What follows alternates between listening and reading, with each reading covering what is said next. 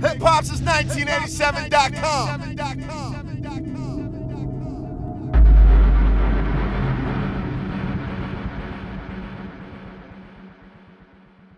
We're live right now. We're downtown Atlanta at A3C. I'm with a gentleman who's done so much in the hip-hop and entertainment game, but we're here to focus on your book right now, The Art and Science of Respect. Goes by the name of J.Prince. How are you today, sir? Oh, I'm blessed. How you doing, bro? I can't complain. I haven't finished the whole book yet. I've been able to read bits and pieces. I've heard through various interviews you've already done previously, key phrases and everything. But talk to our audience briefly and let them know, how long did the book take to actually create, and what was the science, and why did you decide it was important for hip-hop to actually have this book? Yeah, I started on this book in 2014, 4 years ago.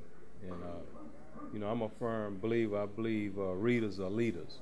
So I wanted to lead by example by putting my book out and sharing a lot of wisdom, knowledge, and understanding in it to help my fellow men.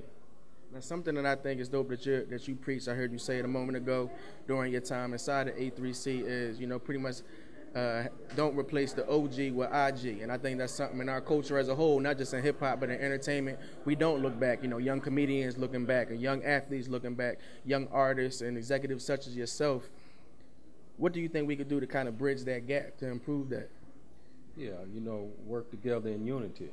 You know what I mean? And as I said, you know, we can't replace that IG with an OG because, you know, the IG can't give you that wisdom the OG has.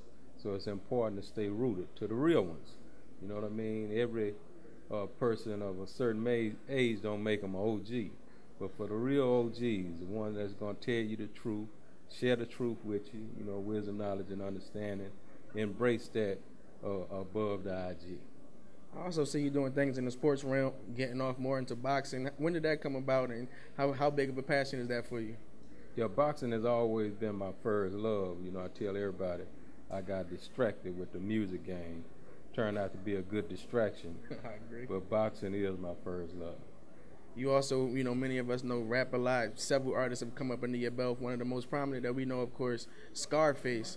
What are your thoughts about young executives right now? We see what's going on with QC. You know, we've seen the evolution from, of course, yourself, the Puff Daddies, the Master P's, the Jay-Z and the Rockefeller crew. What do you think about the young executives of today? Yeah, I think they're doing their thing under the circumstances of what they're dealing with. You know what I mean? I salute them. They're more content conscious than I ever witnessed. You know what I mean? A lot of the artists in the past. So I think I love what's happening. You know, as I stated, you know, I just like to see them swallow less pills. Are there any artists out there, with you having such a big influence in the game? We all know about you working with Drake, you helping him out, of course. Are there any artists out there that you wish you would have been able to bring up under your wing, or some artists that you see like, hey, you know, if I can get with this cat, it might be able to help him and take him to the next level?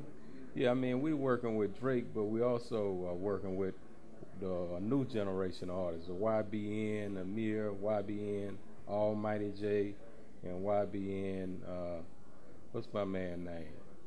Corday. You know what I mean? I don't know why I'm getting Corday name. But yeah, that's a new movement that Rap A Lot is involved with. A lot of people don't know. You know, I'm wishing all of them luck, man. It's their time, so let them shine. What do you think about the evolution of rap here in the South? Of course, rap here in the South has been key throughout time. We've seen the trap music, we've seen what you gentlemen have done right now, and it's continuing to take off with the newer artists, the Gunners, the Thugs, and whatnot. What do you think of the importance and how pivotal rap music has been here in the South? No, I think the South right now got the rap game in a headlock.